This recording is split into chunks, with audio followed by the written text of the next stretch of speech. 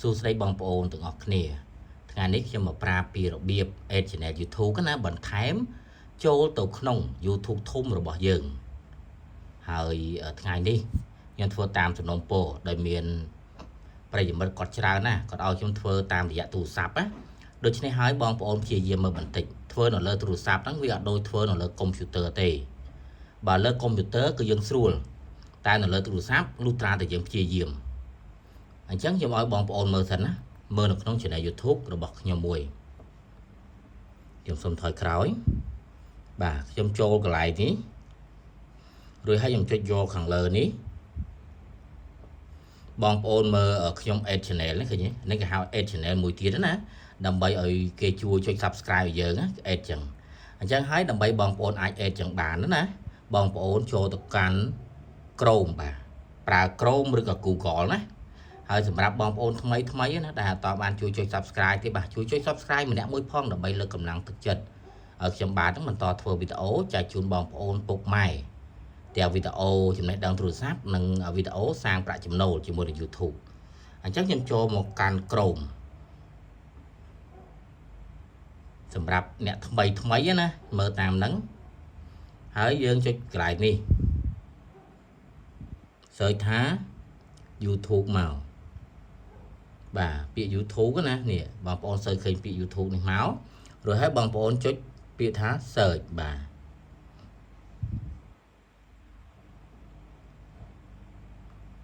ចេញមកតម្រង់របៀបនេះ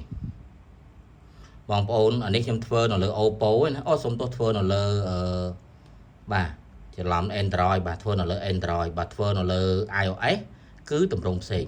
អ្នកខ្លះចូលមកដូចខ្ញុំអញ្ចឹងអ្នកខ្លះអត់ចូលមកដូចខ្ញុំទេអ្នកខ្លះចូលមករបៀបនេះជាមួយខ្ញុំបើកនេះចុចត្រេខាងលើនេះអ្នកខ្លះចូលមករបៀបនេះអ្នកខ្លះចូលមកគឺរបៀបហ្នឹងហ្មងអញ្ចឹងហើយគាត់ពិបាករកចូលទៅកន្លែងកាយណាឃើញអត់មានកន្លែងណាត្រូវកាយទេណាអញ្ចឹងហើយបើសិនជាចេញតម្រង់របៀបនេះបងប្អូនចុចចូលកន្លែងត្រេនេះថែមមកហើយបងប្អូនជ្រើសរើសនេះពាក្យនេះឃើញទេពាក្យនេះគឺវាត្រឡប់ទៅតម្រង់ដើមហើយទៅតម្រង់កុំព្យូទ័រអញ្ចឹងហើយបងប្អូនបាទចុចចូលកន្លែងយើងនេះមកនេះចុចចូលកន្លែង profile របស់យើងមកណាចុចចូលមកពេលដែលចុចចូលកន្លែង profile ហើយបងប្អូនចុចចូលកន្លែង view មកណាចុចចូល view អ្នកខ្លះគេចុចចូលកន្លែងបាទនេះអ្នកខ្លះចុចចូលកន្លែងនេះណាតែបងប្អូនធ្វើតាមខ្ញុំទៅចុចចូលកន្លែងនេះទៅណា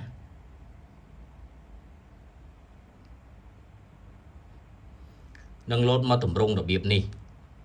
បងប្អូនឃើញខ្ញុំបាន add channel មួយទៀតចូលហើយ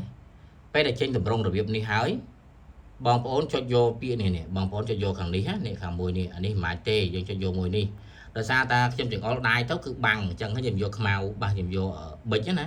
យកមកចង្អុលប្រាប់បងប្អូនមកនេះចុចកន្លែងហ្នឹងមកគឺលោតចូលតំណឹងហើយបាទហើយខ្ញុំចុចចេះមកខ្ញុំចុចអានេះក៏បាននោះក៏បានដែរបងចុចមួយណាក៏បានដែរបាទឥឡូវយើងចូលមកអញ្ចឹងហើយណាបាទចូលមករបៀបហ្នឹងហើយកន្លែងដែលយើងអាចដាក់បានគឺបងប្អូនចុចកន្លែងនេះដូចកន្លែងខ្មៅដាយនេះកន្លែងនេះណាបងប្អូនចុចលើពាក្យហ្នឹងមកបាទចុចខុសឲ្យបងប្អូនណាទូចពេកបងប្អូនណាទូចពេកនេះខាងលើបងប្អូនខាងលើអាខាងនេះចម្រៀង Studio ទេអញ្ចឹងខ្ញុំយកខាងលើណាវាទូចពេកបងប្អូនណាតែបងប្អូនព្យាយាមមើលណាព្យាយាមមើលកុំព្យាយាមសារដូច្នេះហើយបើសិនជាបងប្អូនសារគឺបងប្អូនមើលអត់ទាន់ទេហើយចេញមករបៀបនេះហើយបងប្អូនមើលនេះមើលខាងលើណាមិនមើលខាងក្រោមនេះទេណាមិនមើលខាងក្រោមនេះទេបងប្អូនមើលខាងលើមាន2 tab នេះ tab 1នេះ tab 2អញ្ចឹងបងប្អូនចុច tab នេះចុចមក tab នេះមកនឹងលោតមកតម្រង់របៀបនេះហើយនេះយើងអាចដាក់វីដេអូនៅខាងលើបើសិនជាអារូបភាពនេះវានៅខាងក្រោមនេះគឺវីដេអូទាំងពីរនៅលើហើយអញ្ចឹងបងវីដេអូដល់ខាងយើងនេះវាធ្វើឲ្យយើងលំបាកគឺអត់បានឃើញរបស់យើងគេអត់បានជួយឲ្យយើងណាហើយម្យ៉ាងទៀតបងប្អូនខ្លះគឺចូលទៅគឺចុចកន្លែងនេះអត់បានទេគឺកន្លែងនេះបងប្អូនត្រូវតែបើក on ណាបើក on យើងបើក on មកទៅយើងអាច add កន្លែងហ្នឹងបានតែបើសិនជាអត់បើក on ទេគឺ add អត់កើតទេ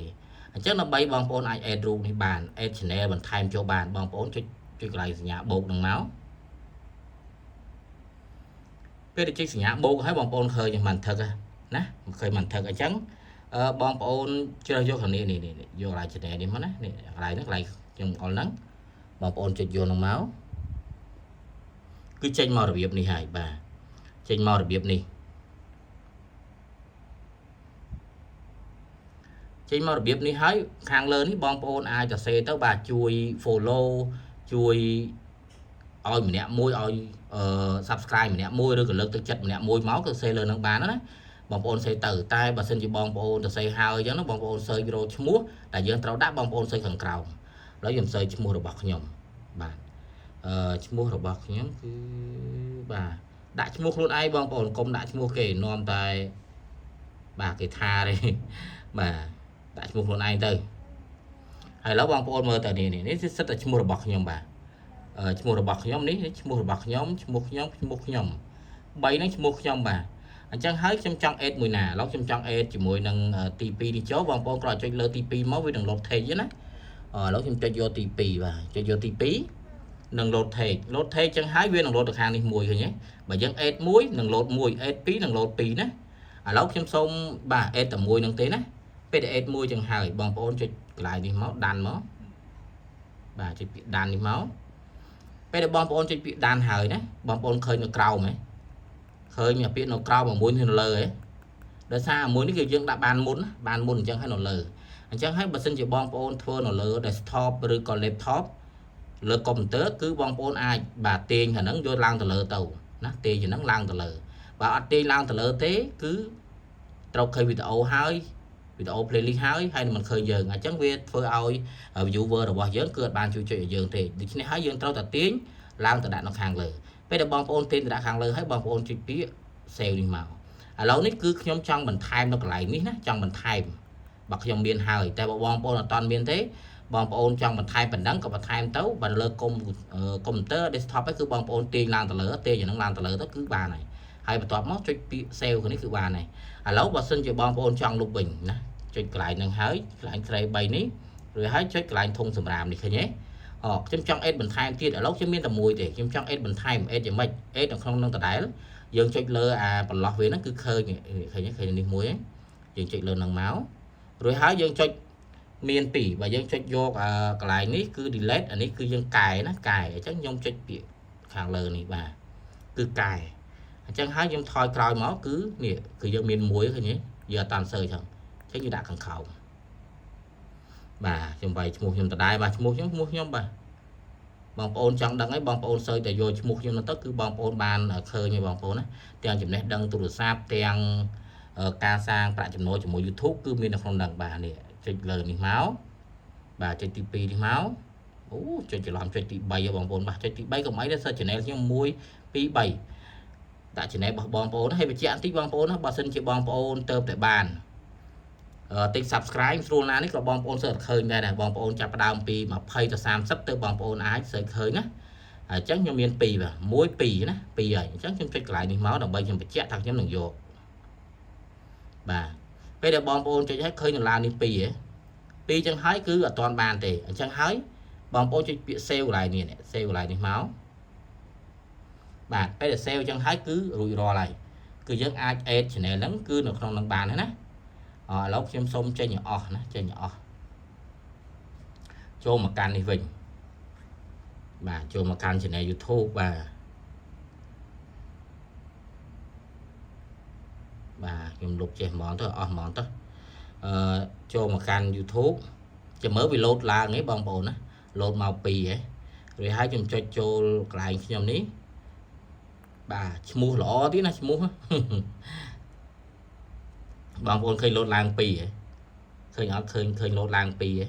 ហ្នឹងហើយបងប្អូនអេតាមហ្នឹងទៅណាគឺនឹងបានដូចខ្ញុំហើយបើបងប្អូនបាទមានចម្ងល់ក្នុងការដែលរកលុយជាមួយ YouTube ណាបងប្អូនអាច comment ខាងក្រោមនឹងមកបងប្អូនខ្ញុំនឹងព្យាយាមបាទនឹងឆ្លើយទៅដល់បងប្អូនវិញហើយខ្ញុំនឹងបន្តធ្វើវីដេអូបាទចែករំលែកថ្មីទៀតនៅក្នុងការរកលុយនិងសាងប្រាក់ចំណូលជាមួយនឹង YouTube បាទអរគុណច្រើន